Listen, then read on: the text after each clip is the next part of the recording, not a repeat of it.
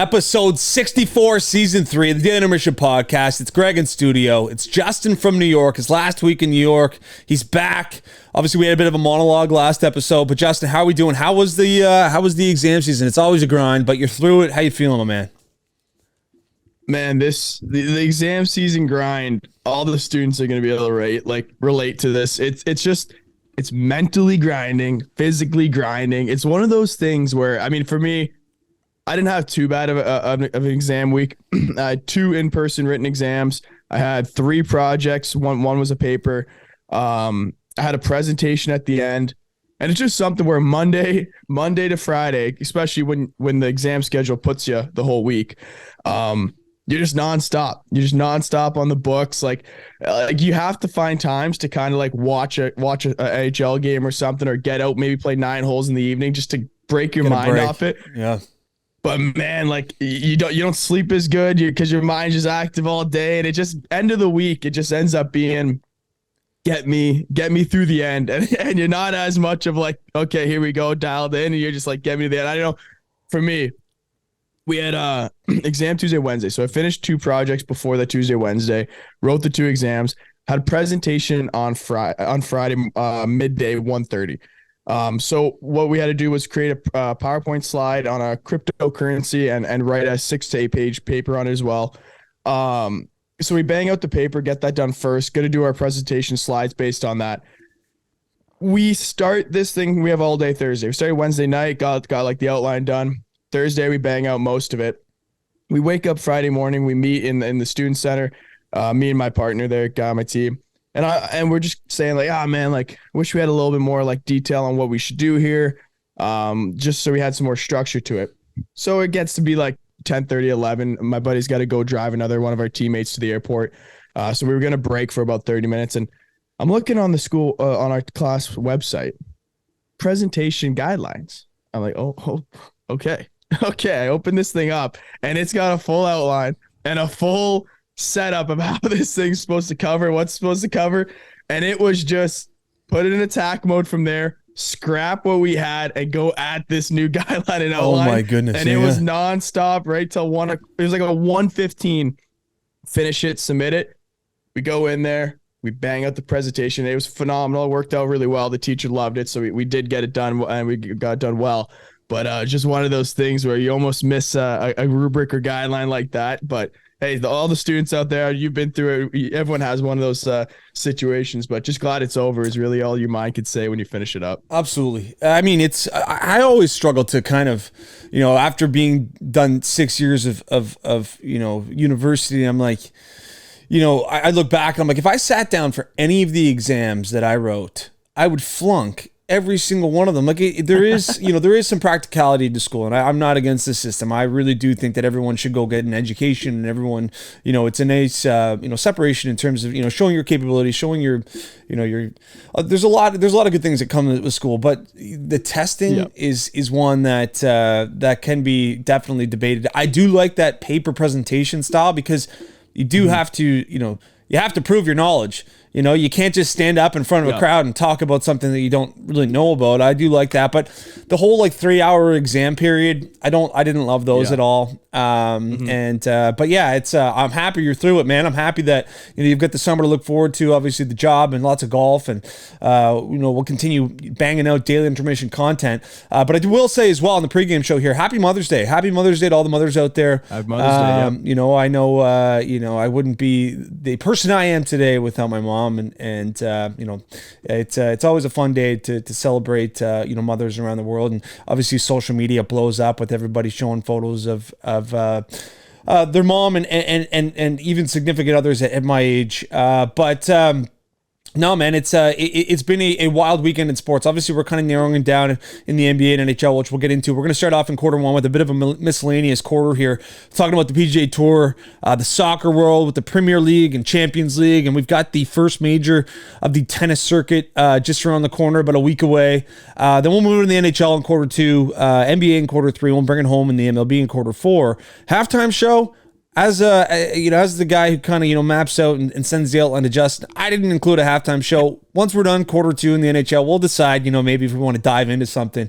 But let's get right into quarter one, Justin. Let's get into it. We're going to talk about the PGA Tour, the soccer world, and tennis. And I mean, you got to be happy for a guy like Jason Day. So Jason Day, for all the listeners, not familiar, he's a former #1 player in the world. He's just a lovable guy. He's an Australian guy. He dealt with vertigo. He hasn't won in 5 years on tour. And this week, the Byron Nelson in Texas, he ends up winning. He lost his mom about a year ago, so obviously yesterday was Mother's Day. He lost her to lung cancer. Just a huge win for him. He's got 5 kids. I was really happy to see Jason Day win. He's having a great year on tour. It seems like he's got his game back. Our picks, we're kind of back-to-back weeks on guys sniffing around, but not being able to break through for some outright winners. But awesome to see Jason Day win, Justin. Yeah, I agree. And he's like you already mentioned, he's someone who hasn't really won in a little bit. But he was the man not too long ago. He was the man. And it's awesome to see those guys kind of stick around and be back at it. And, like what I liked about it too for Jason Day last little bit is he's been just silently grinding. You know what I mean? Like he hasn't been someone who's been blowing up on the course, blowing up in the press or nothing like that. He's just been kind of doing his thing, continuing to try to get back to where he was. And it paid off really great. Everyone still loves him too. And that's awesome to see. But, yeah, in terms of the rest of the field and our picks, I mean, like you have it here, like Dou, D-O-U. I don't know. I don't want to mispronounce that too much. The Chang Do is storming in this tournament, and he went so low, so fast. Again, I mean, I didn't see it coming. I'm not sure too many people did, but that was something that just threw you in a field that is a pretty decent field. And it was just something crazy to see. Again, and with our picks, if this is something right now where we are still just pumping out top 10s and top 5s at a high rate right now. So I think the Arch had a phenomenal weekend again. That's 2 in a row for him. But we're still storming. And now we got a major. Hey, so far we're 1 for 1 on the majors right now with Ryan and the Masters. So if we're picking between me, you, and Arch for making these picks, my pick is Arch to get the next winner. That's who I think is going to be hot on it. So yeah, absolutely. I'm excited. Like I was saying to Greg here, just quick, like I'm here in Rochester, went to Oak Hill, just as we get into the PGA Championship. They had a grand opening and they had a massive store set up there. And you walk into this place, you get shuttled in for one. Obviously, it's in a nice little neighborhood, so they don't let you drive in. They got 200 plus people there just on a Saturday afternoon, like leaf blowing the course, making sure everything is absolutely prime and perfect. It is unbelievable. Like they have nonstop work, nonstop care. I think they had one group playing on it because sometimes they get those like media outlets and stuff to kind of advertise the course in the week leading up. So I think that's all they had on there. This thing looked absolutely pristine, and it made me so jacked up for a major coming up here, man. I'm so excited. Yeah, so it's a nice transition. We've got the second major of the season, the PGA Championship, the Wanamaker Trophy at Oak Hill. And yeah, Justin got to go on the grounds. If you haven't seen it, go check out his TikTok. He put up a nice video of the pop-up shop. And we were talking about it before the episode. I mean, how exciting it is for a course like Oak Hill. I mean, these PGA Championships, the U.S. Open is another one. Well, the Open, all 3 of them outside of Augusta National, they rotate. And once this course gets notified, okay, 2023, you're hosting, it's all hands on deck. Like I'm assuming they've hired 20, 30 more extra hands for the grounds crew. They're just getting things so dialed in for this major. I mean, I can't even imagine the preparation for this golf course, and they're so excited to host. And it was back in 2013, the last time they hosted the PGA Championship. Jason Duffner ended up winning that tournament. So how much the golf world has changed in the last 10 years. But, I mean, this is a huge event. It's so exciting. The major weeks, all of the big names will be there. All of the big names from the Live Tour will be there that qualified. How are you feeling about this one, Justin? I've got some picks that I'm really, that I really like. But I just will, before we get into it, on the Live Tour, Dustin Johnson ends up winning. I know we don't like to talk about the Live Tour, but pre-major, we have to note this, that Dustin Johnson won. Cam Smith came runner-up. Brooks Koepka was right there in the mix. Those guys are trending. Those guys... I mean, how can you look past Dustin Johnson, Brooks Koepka, especially Brooks Koepka after his performance at Augusta National, and Cam Smith, all of these guys in form coming into this championship? I mean, it's wide open.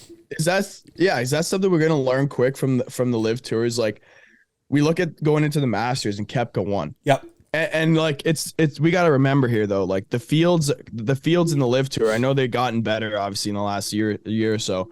But I don't know, like is the comp, like I feel like we're going to just continue to see one of these like superstar kind of guys that went from the PGA Tour to live being the winners before majors, right? Like we're probably not going to see a ton of, I don't know that the live is built where a depth guy is going to be winning. Like Charles Hell the Third, like, Charles Hell the Third is not going to win the week before the PGA Championship. That's what I'm saying. So it's like, so I'm saying, like, are we going to be going into every major with these guys, with a superstar winning? Probably, but advantage to live guys possibly to have that confidence, have that morale boost to be like, hey, I finished top 5 going into a major. I finished top 2, 3. Like I won going into, like, regardless of the field, that's a huge positive for them. Whereas you have a guy like Scheffler per se, who's going into an event, had a great finish, but he's thinking he should win that event and he doesn't win it, where he might in another event. Or not even Scheffler, you look at someone else further down the leaderboard who's still a high quality player, finishing maybe 16th, 17th, 18th, because maybe the field is still deeper in the PGA Tour.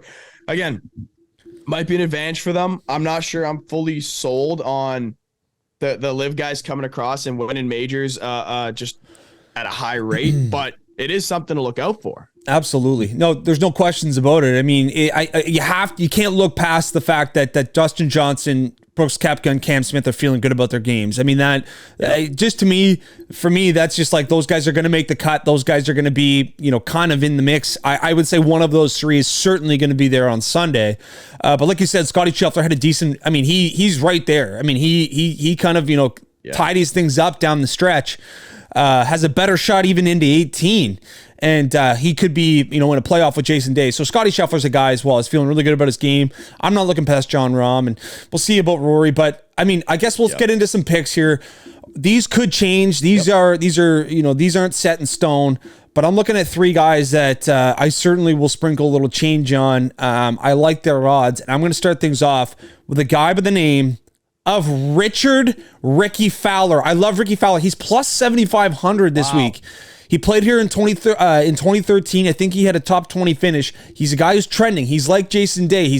We've seen him fall down to almost the basement of the PGA Tour. Now he's back in the top 50 in the world. Now he's climbing. He's feeling good about his game. And we've seen him compete in major championships. It wasn't that long ago where he came top 5 in every single major in a single season. I like Ricky Fowler to kind of poke around. I don't know if he can win, but at plus 7,500, that's worth a toonie in my opinion to get to like $150 back. 100%. I would love to see Ricky back. Like you said, we talk about Jason Day. Talk about a fan base media that frenzy would be if Ricky Fowler's winning a major. So I got 2 names here myself. Still, like you said, it's still a little bit of time before locked in. Max Homa and Sam Burns. They're side by side right now as well. But these are 2 guys way up there. They're top 10 in the world ranking right now. They're playing great golf. Sam Burns missed a cut more recently, but the 3 rounds before that, he was finishing top 15. So I love that from him. Homa's had a great season. Homa's been phenomenal all season. And for me, the 2 things I'm looking at with these 2 guys, putting and around the greens. Again, went to this grounds. One thing that stood out for me, man, how wide open this thing is. Off the tee box, it's not going to be something, I don't think, where left to right is too much of an issue. It's honestly the biggest obstacle in between holes in terms of fairway, rough to fairway is the gallery. This thing isn't loaded with trees. It's not loaded with pine straw or wood chips, whatever you want to say. Like, it's rough, and obviously rough isn't as good as the fairway. I'm not saying that by any means, but you're not going to be in too much trouble here off the tee if you have the ability to recover. So I think Homa and Burns, I'm locking in those 2 right now in terms of what I'm kind of putting my eyes on, but we'll see getting closer to it and see how guys progress throughout the week. But I'm liking Homa and Burns. I like it. 2 more. Ricky's kind of my long shot, but then I like Justin Thomas as well. Obviously, the defending champion at the PGA Championship was 9 strokes back going into Sunday last year and ended up getting it done. He's kind of trending in the right direction right now, plus 2,200. And then Cam Smith. I can't look by Cam Smith at plus 3,000. We saw him play well last week. He said he was vocal about it pre-Augusta, that he wasn't feeling amazing about his game. Obviously, that has changed. So we'll see what happens with Cam Smith. I like to listen to these guys' interviews before the week, and I know that sounds funny, but I do like to listen to see how they're feeling about their game, their confidence, how they're caring for themselves.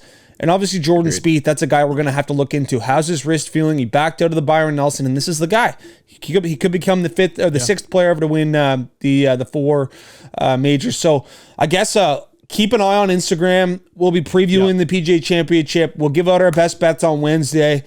And then on Friday, we'll kind of break down the opening round, and we'll do a bit of a leaderboard check.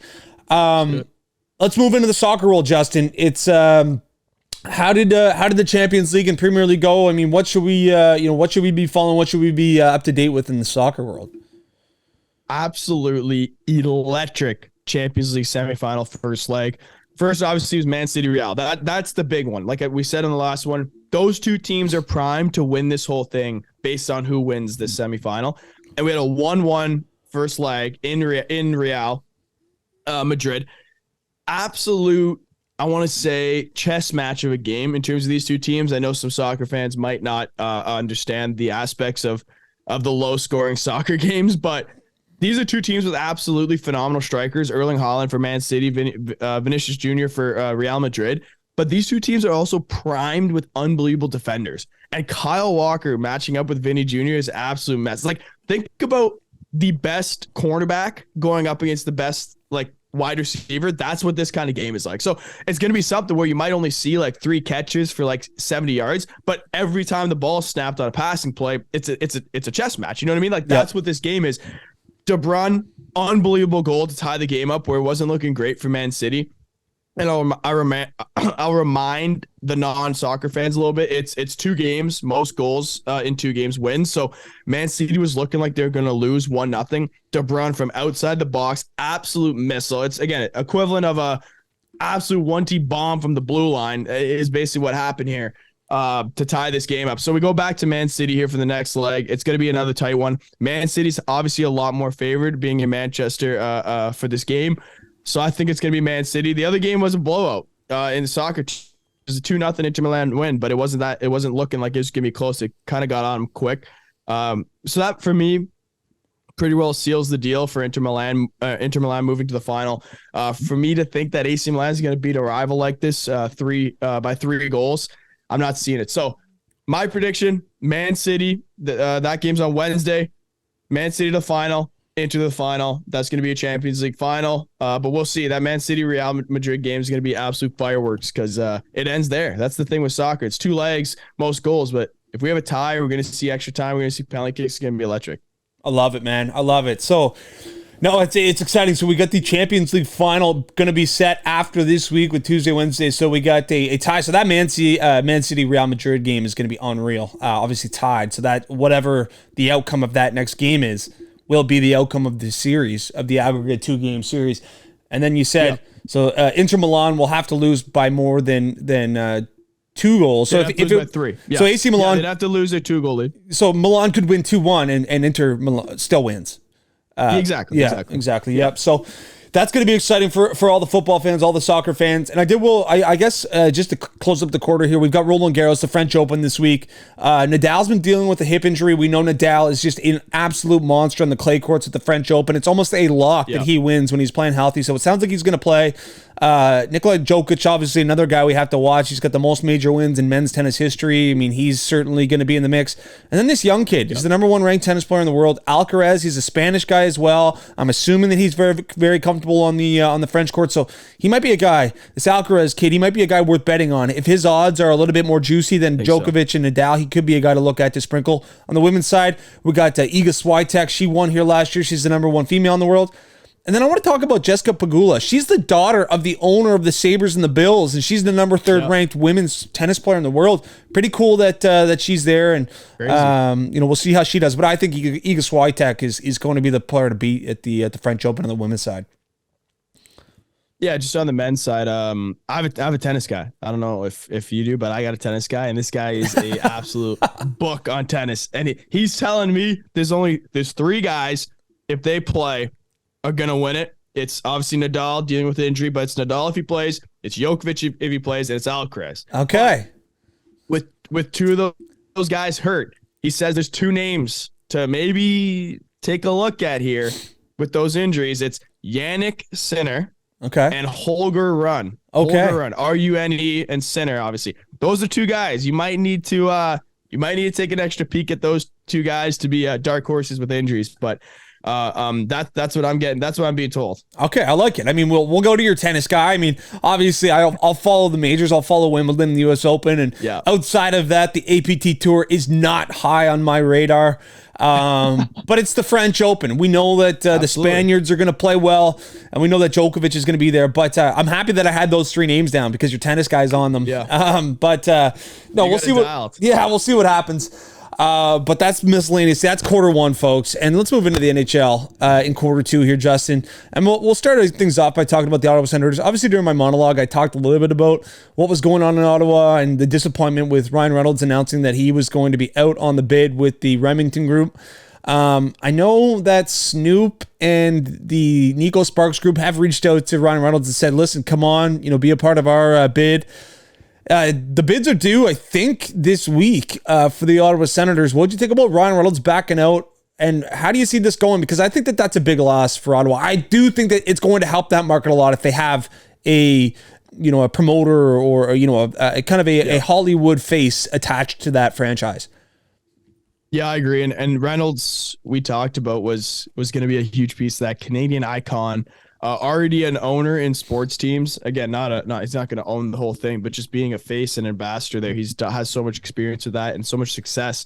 Obviously, Wrexham got promotion in soccer, and this guy's, I don't know his soccer background compared to him growing up in Canada with hockey. So I got to think he would have been a great addition. But I don't know if you I saw Snoop Dogg talk about his potential ownership in the Senators. And he's got big plans. Like, Snoop Dogg isn't just putting some money in this thing and enjoying being an owner. He's got plans he wants to seriously grow the game of hockey in communities that he said he grew up in, and he grew up in a community that never knew about hockey or played hockey, and there's no opportunity to play it. So I think that's just nothing but great for the game. I think the difference with Reynolds would be the impact it would have on Canadian fan base and etc. But if you're really taking a step back and I watch that video and I consider, like, Canada's always going to have their fan base. It's not going to be something we have to be too worried about. Whereas Snoop's right, man. Like, a lot of the U.S. is an untapped market still. And it would be something to have a different generation of athletes coming into the game of hockey in the U.S. And if it works out that Snoop's the owner and these plans kind of go through with success, and Snoop has the opportunity to create these leagues, create this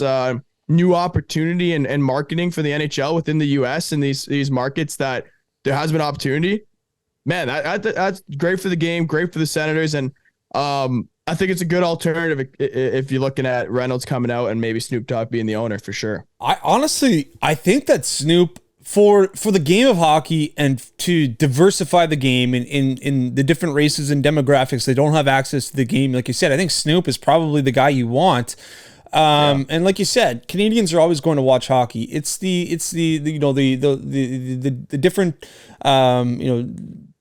demographics and pockets of people in the United States that we need to give access to the game. It needs to be diversified, and that's something that hockey struggled with. But I think it's getting better, and I think that Snoop Dogg would do a great job. So that's going to be interesting. Sorry, go ahead. Why can't Reynolds hop in on that group? I think he should for sure. I don't think Snoop or Ryan Reynolds were going to be forking out majority of the money, or like there's any I guess I don't know how the legal stuff works in terms of him being with the different bid, and I don't know how that works maybe. Yeah. But how can it be a bad thing for Snoop Dogg's ownership group say, hey, Reynolds, you want to put $5 million to us or whatever, 50, whatever the price is to be an ambassador of some sort? I mean, I doubt if we had Snoop and Ryan Reynolds, that is just, that's a win-win. And I've looked at the Nico Sparks with Grant Fuhr is, another former black hockey player. He's in that group as well. The Nico Sparks group is awesome. And I would think that these guys, they're not buying the team. They're going to have a percentage of equity. I mean, we're looking at, probably around that 5-10%. I mean, if it's going to be $1 billion deal, which is rumored to be, that's $100 million for 10%. I mean, 50 schmil for 5%. Yeah. I mean, we're looking at, so we'll see what happens. I hope that they do end up getting an ambassador like Snoop or it doesn't sound like Ryan Reynolds, unless he hops in with that group, is going to be involved. The Weeknd is another guy as well who's involved with another one of the groups. So I'm not sure how this goes down. Like, do the gosh, what's the former owner of the Ottawa Senators? It's his name has escaped me. The two daughters of gosh. Anyway, is it? Yeah. Do they go for the highest bid? Is that automatically what's going to win, or do they take into account the situation, like just kind of these promotional, ambassadors, just the future of the team and in the hands, or are they just going purely for financial? Is there? Well, I got two questions for that. Is there a board? Like, I know they own the team, but again, do they own 100% of the team? Like, is there maybe a board or a group as well in there? Like, that have a say as well? I don't know. And then the other question I ask is, is it 100% sale? Or can they sell the team but still own like 10% as themselves and have like the share of the team as well? Where if that's the case, now we could talk like there's a debate right there if we really wanted to. If the highest bid's 1.2 billion, say, and the next offer is 1 billion, but the next offer of 1 billion has Snoop, Reynolds, and The Weeknd, are you making more money? Like, are you going to make up that 0.2 billion, whatever, 200 million on that ownership group being better than the other? Yeah, I think there's that. I wonder if that's a decision they got to make. Well, yeah, Gary Bettman has to be involved. They're and all as the owners as well, because it's in an exclusive group of 32 kind of parties owning these teams in the NHL. You'd have to think that is it 32? I think it is. About 32. Yeah. So I mean, you'd have to think that like the daughters of the former owner of the Ottawa Senators, they don't have the full say of saying, this is the build we're accepting, and these are the individuals you're bringing in to be a part of the ownership of the NHL. So I think there's that process is a little bit more complicated, but I hope that they get an ambassador. I really do. The Ottawa Senators. Yeah. And I will mention this before we move into the playoff series, that I do think that they've got to be strategic with, say Snoop does become the ambassador for the Ottawa Senators as a part owner. Don't make it the Snoop Dogg show. Like, have a lot of Snoop do his things outside of the NHL. But when it comes puck drop, make it about the Ottawa Senators. Don't show Snoop Dogg every game in the box. Make this about the Ottawa Senators, and everything outside of the games you can involve Snoop in. Maybe bring him in for like some of the lowly games, like 2 or 3 games in a season. He could do that little broadcast bit where he's in there for a period and that's it. Like bring him in the Ottawa versus Arizona game in Ottawa. You know what I mean? Like stuff like that. Yeah. But you're right. I don't want to see him opening night against the Leafs and it's like Snoop for 60 minutes in the box. Every commercial break, every stoppage, we're getting the shot of Snoop. Yeah. It's like, that's a bit much to me. I agree, but I would love playoff hockey to see Snoop like Will Ferrell on the glass. You know what I mean? I'd like to see that. 100%. Right?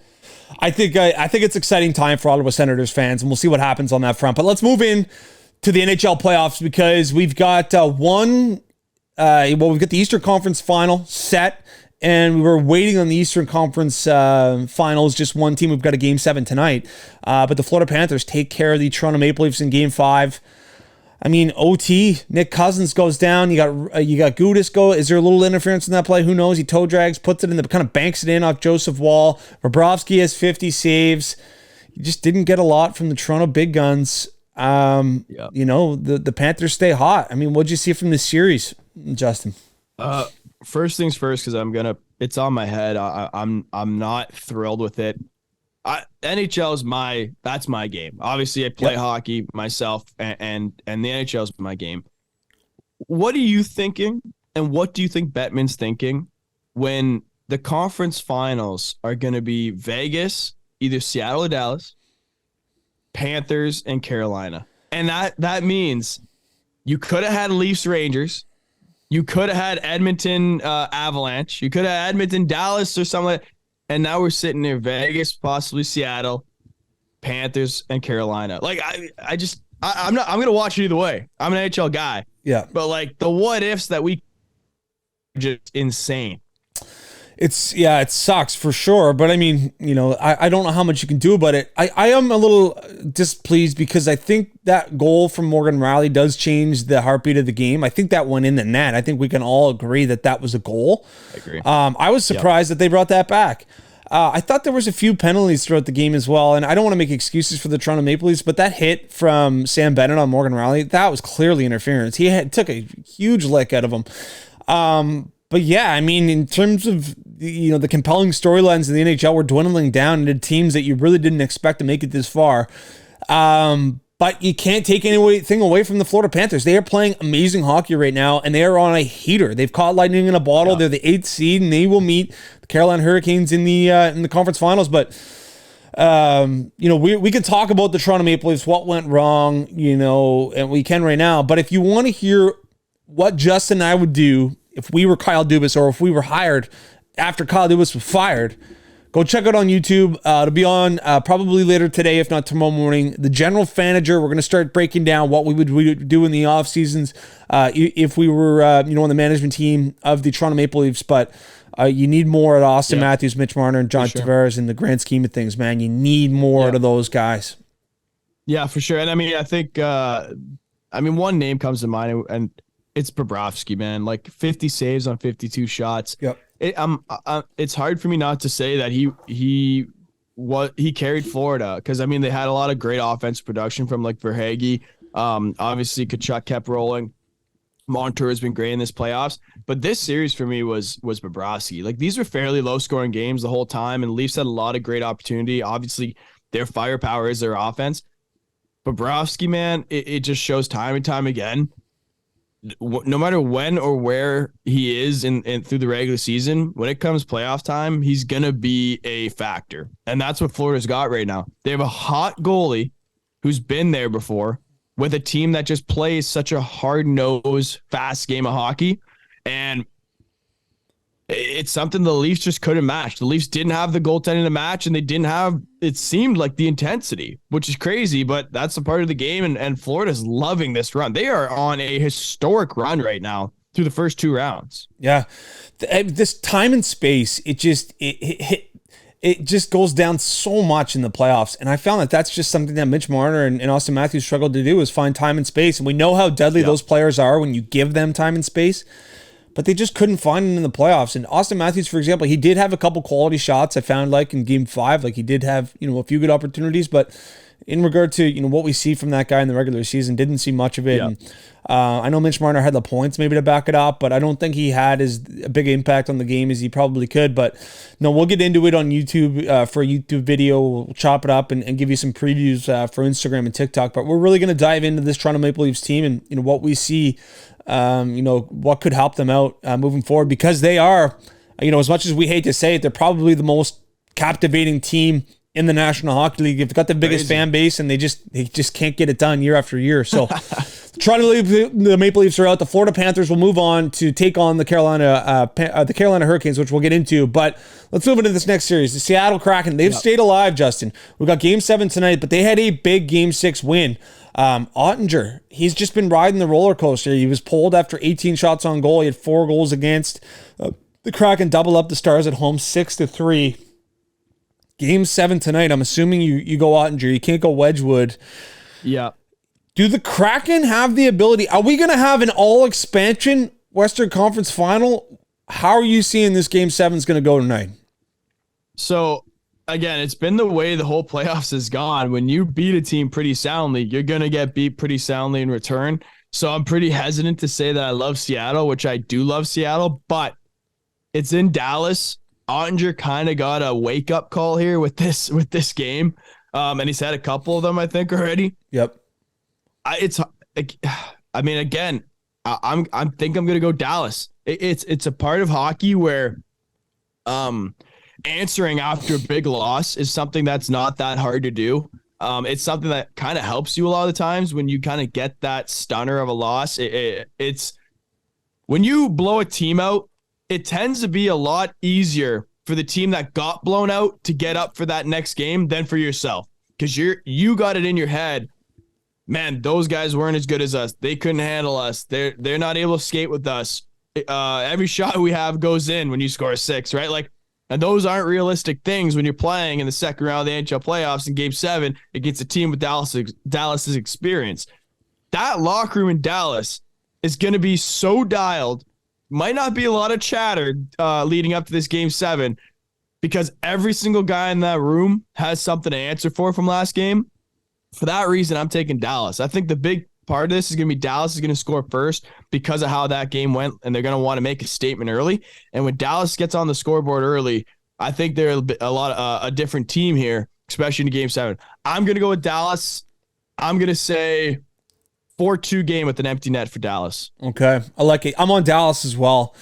I just think that they have that leadership in that group. It almost feels like this could be Dallas's year. You think about that room with the widely veterans of Sagan and Ben and Pavelski and Suter, it does feel like this team that they just need to get past this hump. Obviously, it's going to be a huge Game 7, and I wouldn't be surprised one bit if Seattle gets it done. They've just been getting it done. We continue to not maybe give them as much love as we should, but they've got the more veteran presence in Dallas. They've got the guys with experience, and I mean, we talk about it, if you're a Seattle Kraken fan, if you're a part of that management, you have to be just thrilled with how these guys have responded.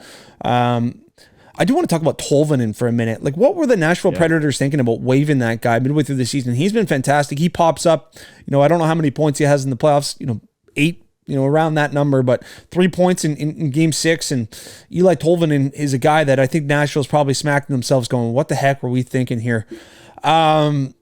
Okay, in the final series from round 2, the Edmonton Oilers, the team that I had a future bet on, the team that Justin and I were extremely bullish on to go on a huge run. Yep. And I mean, you look at their roster pre-playoffs and you're like, well, there's only really one gaping issue, and it's between the pipes. What are you going to get from Stuart Skinner? What are you going to get from Jack Campbell? And I mean, 13 saves on 17 shots in a winner go home game. It's just not going to be good enough from a guy like Stuart Skinner. And you look at a guy like Aiden Hill, comes in, big goalie, almost a third string type goalie for the Vegas Golden Knights. He has 40 some saves and just. It's the day ones for Vegas who are heroes. Jonathan Marchessault, hat trick. William Karlsson, awesome Riley Smith. The day ones in Vegas get it done. The team that is more tested than Edmonton, and they book a ticket to the Western Conference Finals. But it's upsetting for Edmonton. I think Edmonton fans have to be devastated. Oh, this has to be the worst so far. For sure it does. I mean, and last year they went to the conference final and got swept, but this is much worse. This is much, much worse. And I'm just touching them quick because we could go on for an hour about these two. Leon Draisaitl's playoff career so far, 49 games, 77 points. Connor McDavid, 49 games, 75 points. They are absolutely top 30 outrageous in active players for point production, and they're not even close to the games played. Some of these guys are at 150 games that are like below them now. And you have nothing to show for it. You don't have a cup final appearance in 9 seasons from these guys. McDavid's going into year 10, and they don't have a cup final appearance. Like this is if it weren't for the Toronto Maple Leafs, this would be the most talked about thing of playoff failures in the current state of the NHL. Like, they are getting hidden by the Toronto Maple Leafs' lack of success. But this is a major disappointment, failures, I guess. Some of these, like, this is a huge deal that you're this far in. And I think Edmonton Oilers are the number 1 candidate for General Manager episode 2. Yeah. Because this is something where they made great moves. They were peaking going into playoffs in terms of performance. Such a heater with great. It is crazy to think that this team just failed so fast in the round 2. It's just so crazy to think they didn't even dominate round 1. They won in 6, but like you didn't watch a single game and say this team's going deep. Like they looked great, and I had a ton of belief in them. But when you look back at it, like this is a huge fail. Like Aiden Hill shut down this team for 3 games in the second round. Again, I got to turn it to you because I could go for 60 minutes. It's just infuriating. And I'm not even an Oilers fan, Greg. No, I'm not an Oilers fan. I'm frustrated as well because we know we had a little coin on this and it would have been huge for the Edmonton Oilers to win. But yeah, like you said, I mean, I'm just upset with the goaltending position, and I'm not sure because you did address it. Obviously Stuart Skinner's a year older, and you thought that he was going to be better and he was going to be 1B, but guy like Jack Campbell, I mean, you've signed to a long-term deal. He's going to be in between the pipes for the next 5 years, and he showed this year like he's not that good. And he had the 1 year in LA, which got him a contract or got him traded to Toronto, and then in Toronto he showed some glimpses. He was an all-star at one point. Then in his second year in Toronto, he really wasn't that great. Now he goes to Edmonton. He's been brutal. Can this guy find his game? Because you need goaltending in the playoffs. Greg, I would love to see what Toronto offered him, because this looks like a genius move by Dubas for not signing him. 100%. They said, listen, we'll go find the market and we'll bring in a guy like Samsonov, who, from all accounts was phenomenal. He did a fantastic job. Obviously, unfortunate injury, and Matt Murray took a flyer on. And I would say his career's done in the NHL. But Edmonton fans, they've got to be shocked today. And another thing too, Justin, before we move on, what the heck were the NHL organizers, schedulers thinking about putting that game at 10 p.m. Eastern on a Sunday night? You've got Game 7 in Boston at 4:30, or I guess at 3:30 Eastern. Why wouldn't you put that prime time Sunday night? That's an outrageous call. So obviously the NBA and NHL aren't working together, so that's like not even a narrative to get into. But 3:30 Sunday Game 7, phenomenal. Like NBA knows what they're doing. Like, it's Sunday. People are just hanging out. They're sitting around the house. If you put a game on at 3:30, they're going to come in from wherever they're doing. They're going to do their shopping earlier in the day. They might go get brunch with people if they're trying to have an outing or something, but they're going to be back for 3:30. And it was a phenomenal Game 7. Celtics put on a clinic. We'll get into that. Great job. You enjoyed an awesome game, and then you were done by dinner time. Yep. Then you sitting here. Again, I'm in Rochester visiting my girlfriend. I go out for dinner in no rush. Go for a drive. Go play mini putt. Turn around the city. Get home. I got 2 hours still before this game's on. And I'm in Eastern time zone, so it's 10 p.m. getting into this game, and the game is ending tomorrow. Like, it's ending on Monday morning, when the work week is starting for people. Like, move that game up, man. Like, you don't have to go into a midday game because it's Western Conference. Why not a 5 p.m. start? They did that already with the Western Conference team. They had a 5 p.m. 7 p.m. start is prime time. Yeah. And you're still, if you're a Western Conference fan, you're still enjoying a mid to like dinner time game, which people just don't want to wait around. It was interesting to say the least. Horrible decision.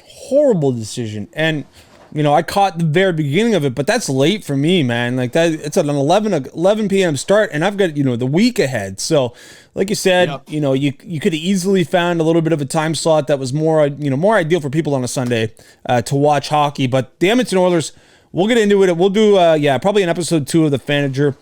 I'm not overly concerned with their core, but I mean it's just a major disappointment again because when you've got Leon Draisaitl and Connor McDavid in their prime, it's championship or bust, and I don't care what you say. It's championship or bust with those two. I mean, Greg, their core, like, again, the Leafs get this attention, but their core is at 10th year McDavid, 9th year Drat. I want to say 12th year Nuge, or maybe, Nuge around 12th, Nurse around 8-9, like Hyman's around 8-9. Like, this is, I know they just got put together in terms of getting Hyman and, like, Ekholm and all that. This hasn't been, like, oh, we're kind of figuring out how to put this team in a good spot. This has been together for a long time. For sure. We've just seen a little bit more playoff success than the Leafs, and I like their game a little bit better than the Leafs. But honestly, again, you're right. I mean, we haven't seen a championship delivered, and we haven't really seen them knocking on the door in the finals yet. But it's kind of one of those cases where, McKinnon said it, I've been almost a decade in this league and I don't have anything. And then the year after they went and win a cup. So maybe it'll be that way next year. I'm certainly going to hammer a future for the Edmonton Oilers next year. But terrible. So we've got one series set in stone, Justin. We've got the Florida Panthers and the Carolina Hurricanes. I look at this series and it really throws my brain in a blender. We've got two teams that, I would say Carolina, pre-playoffs, they were the second best team in the NHL. You're like, okay, this team certainly can get hot and this team can make a lot of noise. But then with the injuries that we talk about every episode, you're like, how are they going to respond? Well, they've been fantastic. Then you've got the Panthers who, they've got the hot goaltender. They play a gritty style, that playoff style. What are you looking at in the Panthers-Carolina series? What do you got for predictions here? Like you said, this is something where it's so hard to predict the NHL playoffs. It's by far the hardest trophy to win. There's no debate. They show it every single year, the parity in this league. And having to win so many games in 7-game series is crazy. I'm gonna defer to the better team throughout the entire year. I'm gonna go with Carolina Hurricanes. I know I doubted them. We doubted them. The injuries didn't look great. I mean, that's no secret. It wasn't crazy to think. But the fact that now for 2 rounds, they've shown that it's not something that's going to slow them down or hinder them from playing their game. I'm just going to look at them as the team they were in the regular season, and that was a top 3 team in the Eastern Conference. And I'm going to ride with the Hurricanes. Freddie Anderson's healthy. He hasn't been for a number of years now, and that's kind of been what stopped them. I think that's a big piece. Their defense is their game. I'm going to go with Carolina. The better coaching in my eyes, and the deeper team. They just play such a rollover game each line by line. So I'm going to go with the Carolina Hurricanes here, and I'm going to take give me 6 games. Carolina in 6, eh? Okay, well, Yeah. I'll go against you just for the content. Yeah. I'm going to take the Florida Panthers in this one, and I'll take the Florida Panthers in 7 games. They've got lightning in a bottle right now, and they're feeling good about themselves. And I like the team. I think this is going to be a fantastic series. This is going to be bloodbath hockey. I think that there's going to be everything's going to be earned in this. They're playing for keeps here. They understand which stage they're on. They're so close to sniffing a cup final. It's going to be a really exciting series. But I'll take the Florida Panthers in 7. I hope Bobrovsky stays hot for them. These could be some low-scoring games as well. Both offenses don't jump off the page. So I like a lot of unders in the betting world during this series. With the 2 good goaltenders and a lot of defensively sound hockey. But we're gonna talk about the Gudas as well, man. Radko Gudas might be one of the more annoying players. He's such an effective defenseman for the Florida Panthers, man. He has been. What did you think against the Leafs? Was that interference on Cal Yarncroke? No, on that game-winning goal? No, not at all. I mean, that's a play. That's a very basic play when you're coming into the offensive zone. You get a stick on. You get it. You jack the stick. You kind of pin the stick. That's not defense. That's not interference. Interference is a lot more than that in terms of like bodying a guy, blocking his path. He didn't block his path. He just tied his stick up. Yep. Yarncroke, I know, looks like a little off balance and stuff, but Gudas didn't come in there, throw him off his line, or stop him from Yarncroke second up. I didn't see the interference. I think that's a little bit of a reach by a lot of people. I saw that a ton for guys trying to like that call.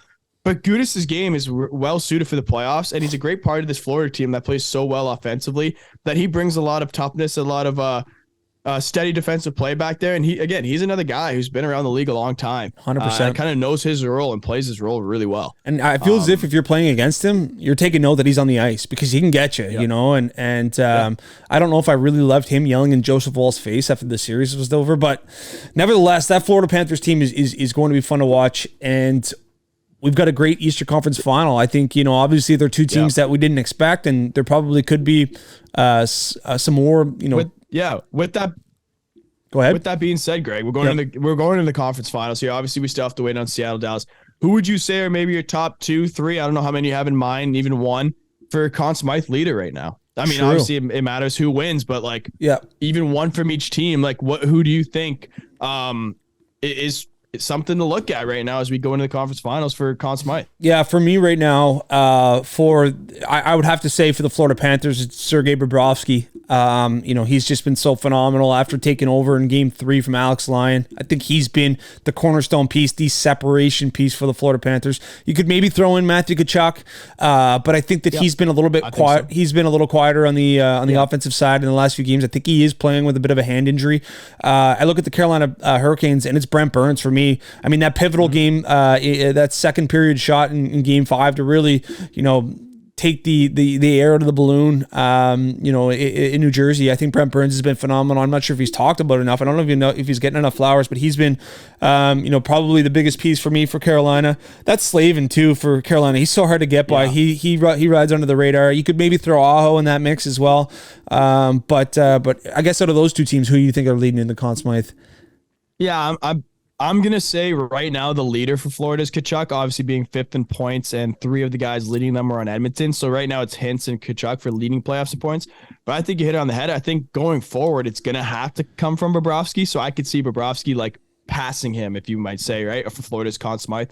So I think you're right. I think it's between Kachuk and Bobrovsky on Florida. For Carolina, a bit of different way. The leader in points at Carolina is Aho at 10, which is like tied for like 20th in playoff. So I'm looking at Anderson. I'm looking at a guy who kind of is in net for a team that plays so well defensively. He's going to have low goals against numbers. He's going to have a higher save percentage. And like we kind of mentioned with like Svechnikov being out and stuff, this is a team I think is going to rely on the defensive play. So I think that's going to favor Freddie Anderson. But with that being said, I didn't even snipe that, but you're right, Brent Burns, because he kind of does it both. He's going to be looked at as his expected goals while on the ice, both defensively and offensively. So I think that's going to be another name to keep an eye on. So I like Freddie Anderson and Brent Burns for Carolina for sure. Yeah, it's that's exciting. I mean, those we'll have to maybe pick out some future bets for the listeners as well, potentially to sprinkle for that. But let's move into the NBA quarter three. Yep. We got to talk about Ja Morant here quickly, Justin. Before we get into the playoff series. So Ja Morant, obviously we know he was suspended for just over a week. I think how many games? 8 games actually it was, I think, towards the end of the season. Yeah. There's been various events with Ja Morant involving firearms, involving assaults, and this weekend he's caught on Instagram Live, flashing a handgun around in a friend's car.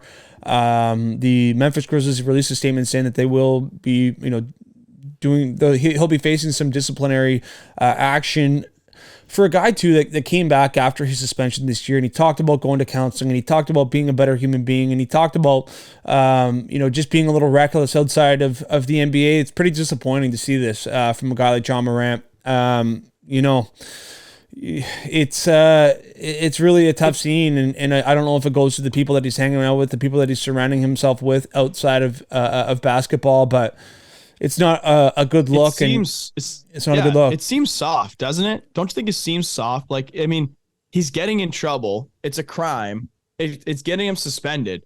But like, it seems so for show. It's like for a show he's trying to put, like a persona he's trying to put on. Yeah. Like, it's not even something where we're like, I don't even know how to compare it, but it's like some guys obviously commit crimes. Like, look at Henry Ruggs. Terrible decision. Brutal. Going to go to jail for a long time, rightfully so. DUI, killed a person, just absolutely brutal. Yep.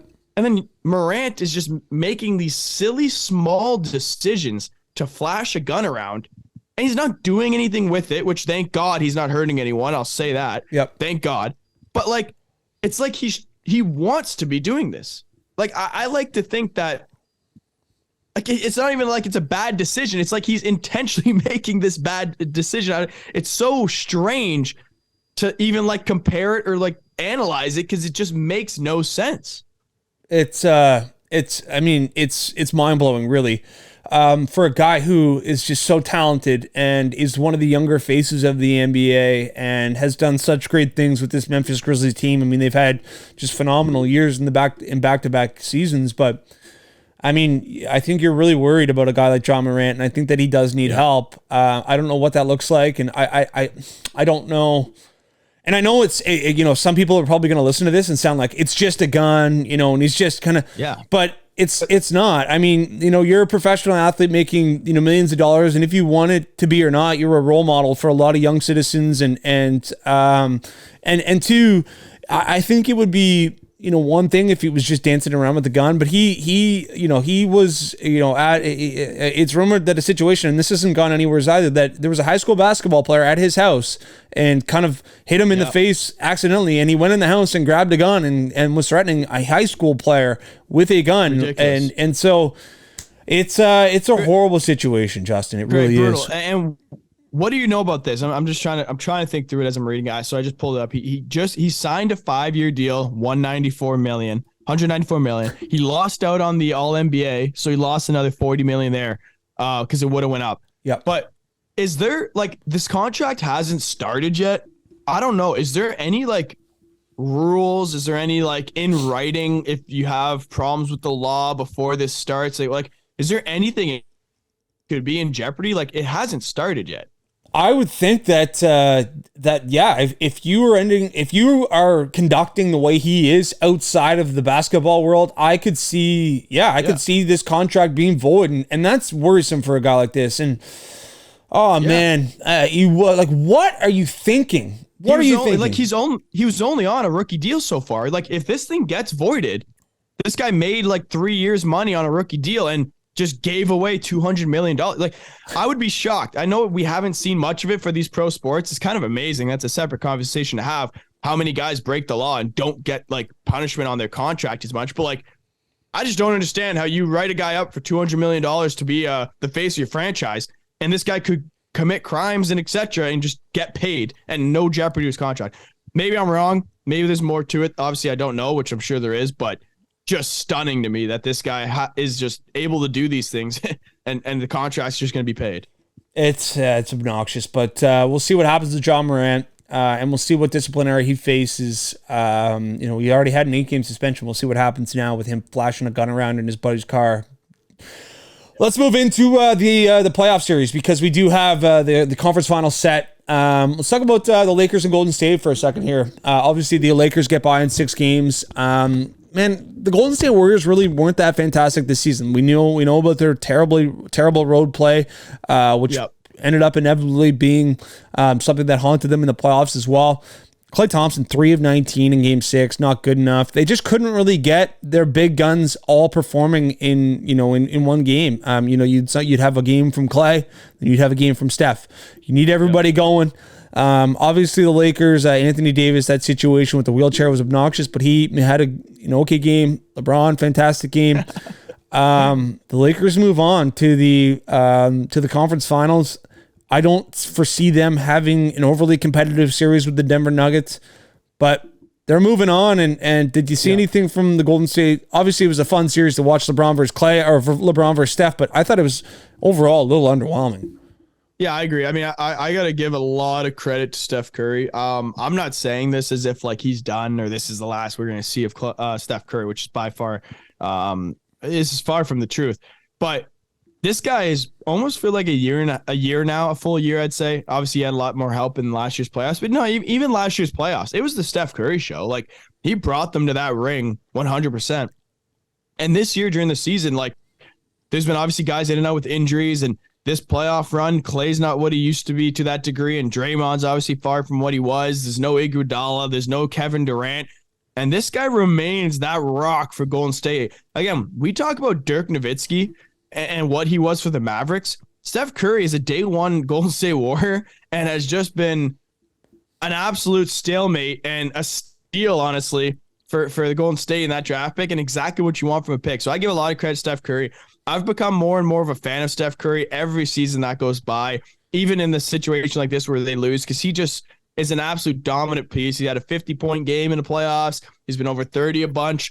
It's just awesome to see Steph Curry show us history and be one of the all-time greats probably in the game. I'd say I got him maybe top 20, 25. Maybe I got to look into it, but I think he's an absolute stud of the game. So either way, I want to give my kudos to Steph Curry because he is so fun to watch and he remains one of the greatest.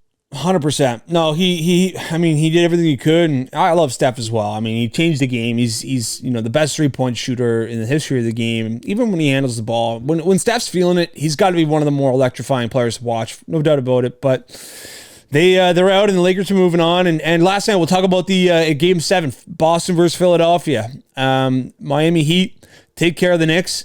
They're waiting to see who wins this Game 7, and honestly, the first half is very competitive. Back and forth basketball. The Sixers go up by 10, I think, in the first quarter. The Celtics come back, close the gap. Yep. It's kind of a very close game and a half, 3-point game and a half. And then what the heck happened in the third quarter? 33-10. Yeah. For the Celtics. Brutal. Pretty much ended the game. Yep. And man, for me, this was something where, just before we get to the third quarter, end of the second quarter, something to know. Sixers were up by 8 points. James Harden loses the ball as he's driving to the rim, flails his arm out, gets a technical foul.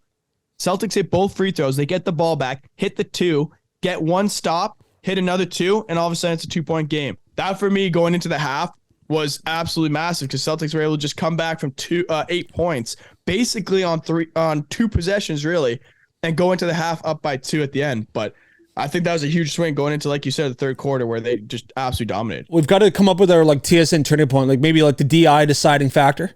That was the DI deciding factor was the end of the half. James Harden play there, but no, man, it's the DI deciding factor of the game. But James Harden 9 points, Joel Embiid 15 points. It's just not going to get it done in game 7. And I mean, I got to talk about Jason Tatum, 51 points, the most points ever by a game 7 by any player, 51. So, Jason Tatum had a phenomenal game. When those guys are cooking, when Jaylen Brown and Jason Tatum are cooking, and they're just deep, man. They got Malcolm Brogdon coming off the bench. You got Marcus Smart being an absolute dog. I don't know if you saw Marcus Smart after the game.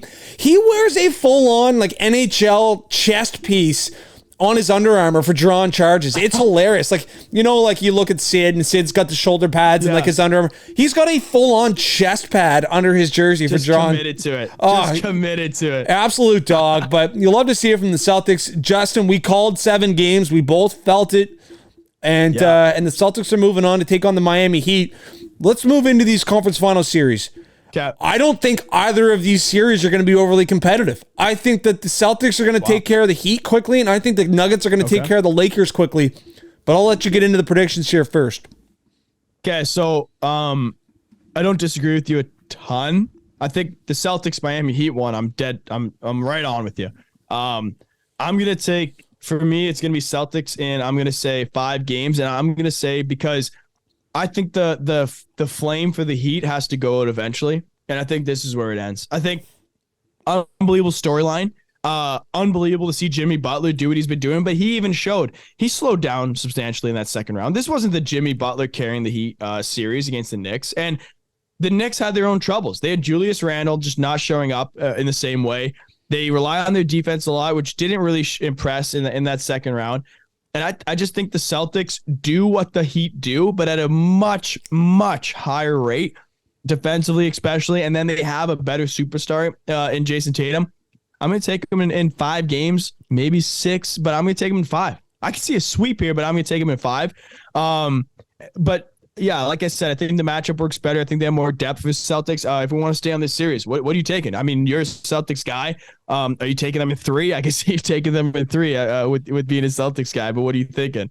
Yeah, I don't know if I have the nuts to say it's going to be a sweep, but I think if the Celtics bring that defensive game that they've shown and can shut down Butler and take him out of the game, I mean, how can you not really like the Celtics in this series? They've been the better team all year. They're the better team on paper. They've been, I would say, the better team in the playoffs. They've beat the better teams. I'm going to take the Boston Celtics in a quick one as well. You know what? I'll bring out the brooms. Give me the brooms and give me the Celtics in 4. Give me the Celtics in 4. They fly through this series. I think they take care of the Heat. And so we got Celtics in 5, Celtics in 4. Let's move over to, hey, go ahead. Greg, we say we're hesitant, and yeah, they're in the conference final. But this is what, a 2 versus 7 8 seed or 8? No, 8. It is 8. This is a 2 versus 8. You're taking a sweep in a 2 versus 8. So Celtics would have played Heat round 1. Yeah, I would bet you would have taken a sweep. So like, it's not that crazy. I mean, it's obviously like Eastern Conference, whatever. But like, they put Jaylen Brown and Marcus Smart on Jimmy Butler. That's a great defensive matchup, and it doesn't change anything in terms of what else they have. Yeah. I think a sweep isn't crazy. I'm going 5, but I don't think it's crazy. Another handful is when they've got Horford and Robert Williams on the court as well. Yep. It's just a lot of size to deal with, and yeah, it's there deep, man. I really like their team, but let's move into the Lakers Nuggets. Jokic has just been phenomenal, man. And like, he just shows series after series, like, this guy's, I mean, how can you not say he's a top 3 player in the NBA right now? He's just so phenomenal. Back-to-back MVPs, probably could have been 3 in a row, but I'm not going to disagree that Embiid was there, but I would say Jokic is right there. We've seen 50-point triple-doubles from him last series. And you get the Lakers who are feeling good about themselves. Anthony Davis is back, and he's playing healthy, and he's playing well. LeBron James is, obviously LeBron James. He's still a top player in the NBA. He's phenomenal. He's doing it at age 37. It's just incredible to see. I look at the Nuggets team though, man, and I think that Jokic is too much of a problem. I do like their depth. Yeah, I like the Nuggets in 6 games here. I do think that LeBron finds a little magic. AD has a game. Maybe they grab 2. Maybe they grab 2 at home, and it's similar to that last series that we watched the Suns grab 2 at home. But the Nuggets saying, "Listen, we're better." They grab 5 and 6. I'm going to say Nuggets in 6. It could be quicker. It could be quicker, but I'm going to take the Nuggets in 6 in this one. Greg, welcome to the Nuggets bandwagon. We've been waiting for you. Yeah, absolutely. I'm showing my 12-inch vertical hopping on the bandwagon. I've been on it. I got a suite in the upper level of this Nuggets bandwagon right now, and because I've been on it since Christmas time. But I got a little of a hesitation here. Nothing to do with the on-court play. Boston Celtics versus Los Angeles Lakers. LeBron James going for his 5th ring.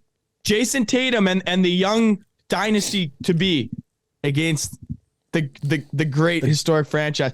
Tell me that narrative doesn't scare you a bit. Being a Nuggets picker, right? Like that's what I'm doing. I'm picking the Nuggets, and I'm staying on the Nuggets. But yeah, as soon as I saw Celtics beat the 76ers, I was like, oh my God, this league in the NBA, like this is like it's like the biggest rivalry in basketball, is it not? The Lakers-Celtics? Oh, 100%. Have to be. They have the most championships. They've gone at it the most. This league is like a TV show. The writer would get a raise for writing LeBron James on the Lakers being somehow involved at some point in the Celtics-Lakers rivalry. And he hasn't yet. And that scares me in terms of a narrative. But in terms of on-the-court play, Nikola Jokic is a 50-year-old father who is playing in a AAU 14-year-old kids league. And that's what it looks like every time he has the ball in the paint. He goes up against the best teams, some of the best defenders in the league. He does this little back to the defender. Hey, let me just take a turn here. I'm just going to drop this in the bucket. And you just see it 6 times in a row. Then the next 2 times down the floor, gets the ball, kicks wide open pass to a guy wide open, just a little dunk dip pass, as if the other guys on the floor don't know what the basketball is. It makes no sense to me. I think it's the funniest thing ever. It's probably the most entertaining thing to watch because I've never seen a player as great as Jokic, 2-time MVP, going on possibly to win a championship, and I can laugh. I can laugh watching him play. It's just so funny. But with all that being said, I'm going Nuggets in 7, but I'm going to say this right here, right now. I am afraid of this Lakers-Celtics narrative of that being the finals. I'm petrified of it. I really am. I mean, that would be so compelling. That would be so fun to watch. But we've got 2 good series here. I'm excited to watch these 2 series. I'm almost a little bit more excited to watch these conference finals than I am the hockey series. Greg, I was just going to say, okay, we got Seattle, Dallas, whatever, okay, against Vegas. So expansion team versus possibly expansion team. Against Panthers in South Florida, against Carolina without any of their stars, okay? Well, they got Burns and Aho, but without their major goal scorer. That's the NHL, okay? Then you got the 2-time MVP #1 seed going up against the greatest of all time and his continued story and ratings that he brings in the biggest market in the NBA, possibly in LA. And then you got Boston, again, the #2 dynasty franchise, rings, all that, all time, against an 8th seed to bring that compelling Cinderella story. You got the hardest trophy to win with anything that happens against the greatest written movie to ever happen in the NBA, it feels like. And you're right. I'm probably more interested to see how the Golden State Lakers series goes here than maybe Panthers, Carolina, Seattle, and Vegas. It's going to be exciting, man. It really is. But let's move into quarter 4, Justin. I mean, we've got a ton of basketball and NHL left, and it may not be as captivating on both sides, but we'll be tuned in. We'll be watching. We'll be giving out best bets. Let's move into quarter 4 here. We're going to talk a little bit about the MLB. Obviously, it's still in the end of the first quarter, however you want to put it. But we talked about this 2 episodes ago, Justin. A pitcher getting hit in the face. Well, that happened again last night. Ryan Felter, a cracked skull on a comebacker. Is it time? Is it time that the pitchers start thinking about wearing a bucket, start wearing anything? Or are these just 2 freak accidents? Because, I mean, this is twice now. These are like 4 incidents in the MLB this season where people have been hit in the face and seriously injured.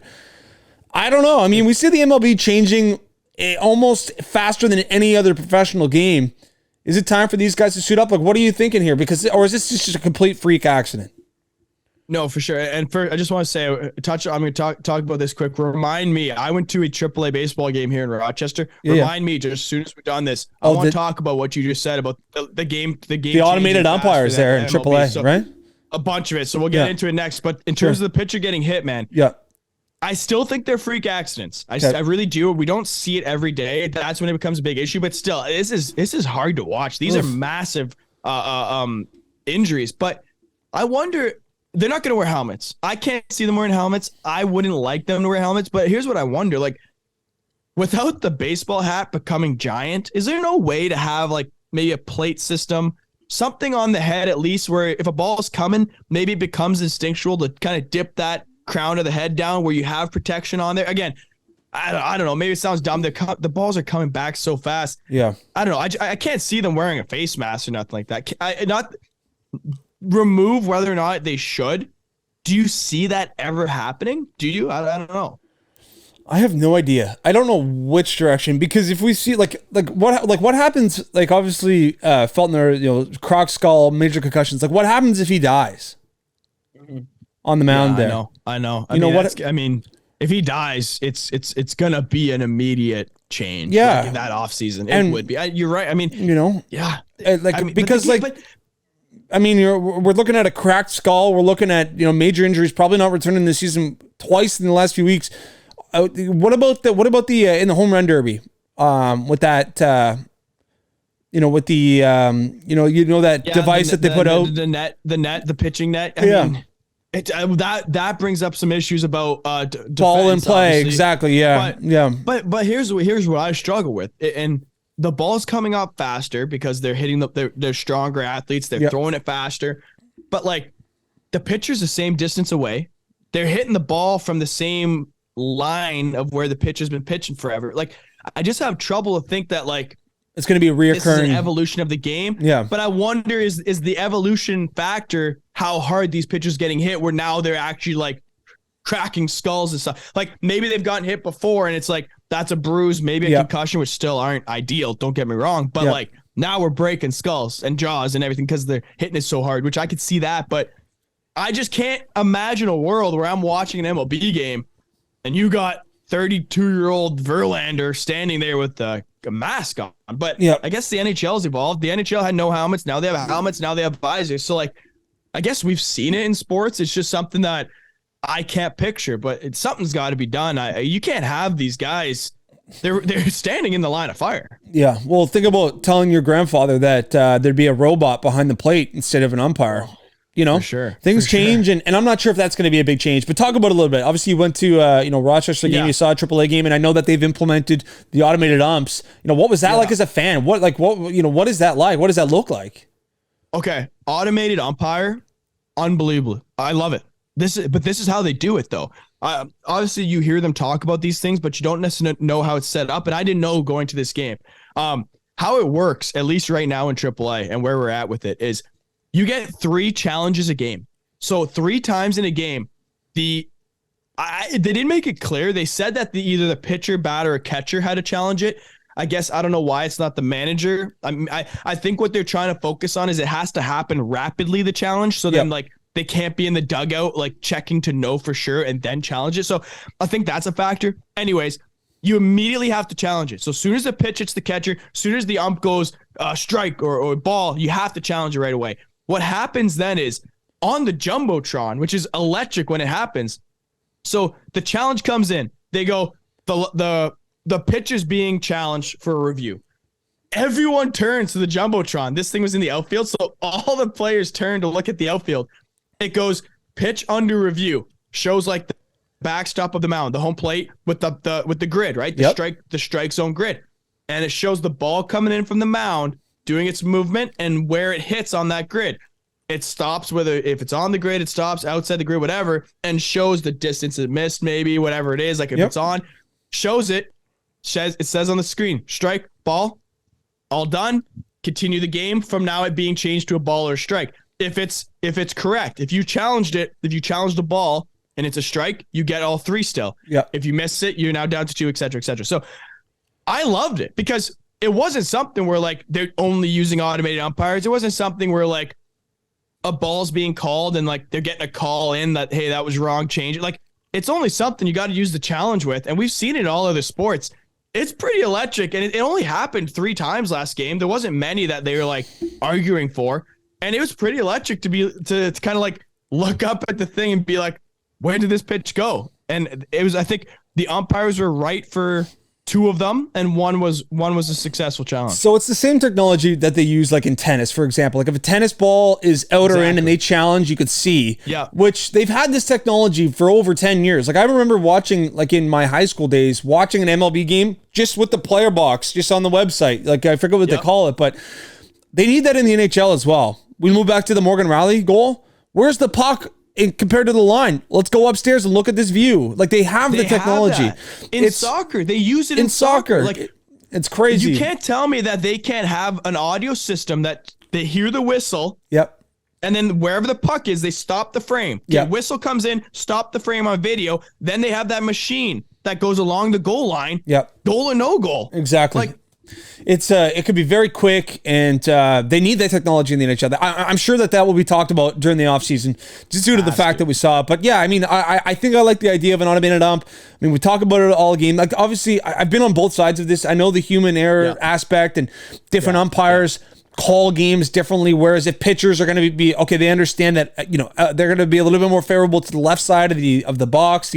That's where you're going to be able to get some strikes on the outside of the box. On the right side, you got to be a little bit more inside because he's calling it more strict anyway. Just taking that all out, I do like though. This is your strike zone. Hit it.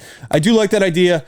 We'll see what happens. And I think that's the misconception is if you have 3 challenges, okay, maybe the MLB starts with 2 challenges or 1 challenge just to kind of work in it, but there's an element of baseball here of set up pitches, like put guys in a certain spot. So like they're not challenging. They don't want every pitch to be a strike. Like the pitchers and catchers aren't challenging every ball when it's on the edge because there's an element of still set up pitches. Yep. Get a guy looking high on a fastball because they're going to bring him in with a changeup low. It was fast and easy. It happened minimal amount of times. Just a quick look at the board, come back to play. I thought it worked out perfect. Again, I think that you still have the human error because like you can still throw a pitch that's called a ball on a strike mid-game, but it's not worth the challenge at that point, right? So I thought it was a great dynamic. I was very impressed. I like that you like it because I think it's inevitable at this point. It's coming. It's coming to the MLB. Just continuing on the MLB. Bryce Harper celebrating his 30th birthday. He made it crazy. He had Tommy John surgery over the summer. I think it was like 150 days or something recovered. They were talking about how freakish that recovery was. He gets ejected on his birthday in a big brawl. I wanted to talk about MLB brawls for a minute here. It has got to be the most outrageous scene in sports. I don't know if we've talked about it together, Justin, where there's a slight confrontation between the batter and the hitter, or anywhere's in the field, a manager yelling. Yep. And both teams, we're talking about relief pitchers, dugouts. We're talking about 150 people on the field, and nothing happens 99% of the time. I think that there needs to be a punch thrown.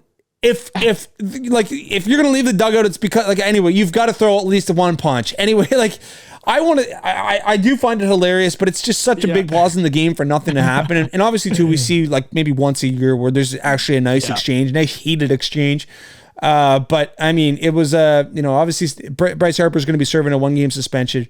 But I wish there was a little bit more rough stuff in the MLB.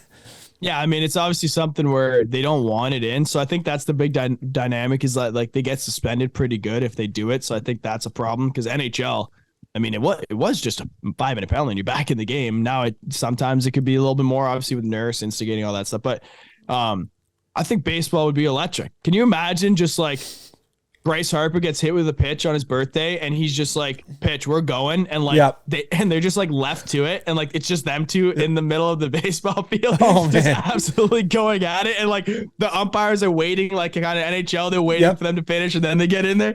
And I think that'd be the funniest thing. And it's like a goalie fight where the pitcher could stay in and keep pitching after the fight. That'd be just, I think that'd be the funniest thing ever. I think the ratings would go up. You'd have complaints, but the ratings would go up. Oh, 100%. It would be worrisome for pitchers because you'd be throwing righties and throwing lefties and if your knuckles get if you broke a hand, I mean, There'd be submissions. Imagine Red Sox, Yankees. Ortiz is just scrapping Sabathia one game, like in a playoff game. And just Ortiz is charging Sabathia, and they just left to it. Oh man, it would be unbelievable content. I don't think there's a world that we'll ever get to see that. But anyway, I find MLB Brawl is just the funniest.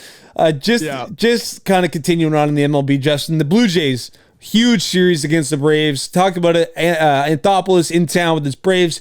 The Jays sweep them. Huge series for the Jays as the AL East continues to stack up. But the Rays, who obviously are off to an absolute heater, they lose Rasmussen out of their rotation. I mean, after a big win, he goes on the 60-day IL. I mean, this is just right away, obviously a very serious injury for Rasmussen. But this AL East, man, it's just such a shit show. Every series is so important at this point. But the Jays sweeping the Braves, that can't go overlooked. I mean, that's a great series win by the Jays. Yeah, and it's so early, but and we say it a bunch. We're 40 games in now, but it's kind of starting to unfold the way we kind of been talking about it. Rays are sitting comfortable at the 1. I do think that's a big loss, but they're one of the better pitching organizations in the league, so I think they do have the ability to bring up some depth and survive that without them. But the Orioles are only 2 games ahead of the Jays and 4 games ahead of the Yankees, so I do still think it's going to be Rays, Jays, Yankees in some sort of variation as top 3. Probably Rays. Honestly, I can see it in that order: Rays, Jays, then Yankees. But I can also see Rays, Yankees, Jays. But everyone's kind of freaking out about the Yankees, 23-19. That's not crazy. I mean, you can't leading tell me some divisions, right? Yeah. You can't tell me that any great team in a 40-game stretch in the MLB hasn't gone about that 25 and 15-ish area. So, like, I'm not too worried. Again, it's a marathon. We're going to get into it deeper and deeper here as the NHL and NBA finish and kind of get more versed in it. But yeah, AL East is just showing their dominance, which is electric. And obviously just Bryce Harper coming back is huge for Phillies as they move to 2nd, and the New York Mets are now 4th in that division. So a lot of great stuff going on right now for the MLB. And Pirates, 22-19. Talk about sniffing that one out by the DI group here and the Archman. Yeah, they've come back to earth, which we expected, and which Archer will give him credit. Obviously, got it done. But no, it's going to be exciting, man. These divisions are some of them are very competitive. Like that NL East is going to be just a bloodbath. You got a lot of teams in the mix there. But I did want to mention Zach Greinke. Obviously, he's a name that we'll recognize for the last decade. He's been around. He becomes the 5th pitcher in history. 5th pitcher in history to strike out 1,000 different batters. This list: Nolan Ryan, Randy Johnson, Greg Maddux, and Roger Clemens. Is that any good from Zach Greinke? Is that any good? Wow, that's insane. And kudos to him because he's kind of been moving around lately. He's on the Royals right now. Yep. Which obviously you'd love to see him on a contender more so. But hey, unbelievable. That is phenomenal. Incredible stuff from Zach Greinke. Well, listen, Justin, it's been an absolute pleasure. We've got a huge week. We've got conference finals in the NBA and NHL. We've got the second major of the year in the PGA Tour we're excited about. Listen, everybody, go 5-star the episode. And we'll be back later in the week. Justin, it's always a pleasure, dude. Awesome. Have a good one.